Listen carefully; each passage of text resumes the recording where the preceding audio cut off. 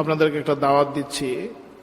এটা আমাদের জন্য বড় সৌভাগ্য যে জামে আব্দুল্লাহ ইবনে মাসউদ রাদিয়াল্লাহু তাআলা আনহু এবং মারকাজুল ফাতাওয়া আল ইসলামিয়া আজীবন সদস্য সম্মেলন, দাতা সদস্য সম্মেলন আগামী 16 জানুয়ারি অনুষ্ঠিত হবে।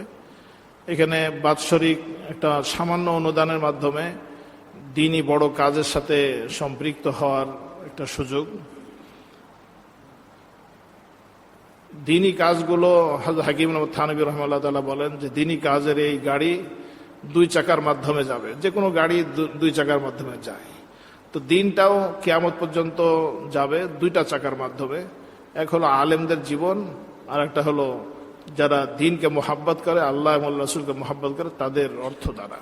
তো দ্বীনের পিছনে খরচ করাটা এটা অনেক বড় সৌভাগ্যের বিষয়। আল্লাহকে দিতে পারা তো সহজ বিষয় না, এটা তো খুব আনন্দের বিষয়।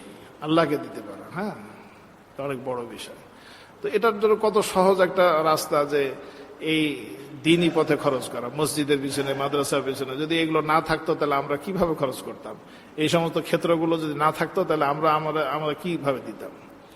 তো আপনাদেরকে দাওয়াত হলো 16 জানুয়ারি রোজ শুক্রবার বিকাল 3টা থেকে ইনশাআল্লাহ মজলিস হবে, আজীবন দাতা সদস্য সম্মেলন।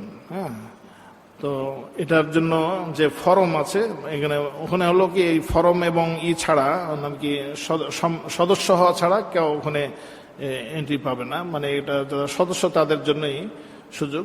কোরআন কারীমের সাথে সম্পৃক্ত থাকা, দ্বীনি কাজের সাথে সম্পৃক্ত থাকার একটা সুযোগ। যে এটাকে সৌভাগ্য মনে করবে তার জন্য দাও। যে মনে করবে যে না আমি অনেক বেশি কি করলাম, ইহসান করলাম, তার জন্য না। যিনি এটাকে সৌভাগ্য মনে করবেন তার জন্যই।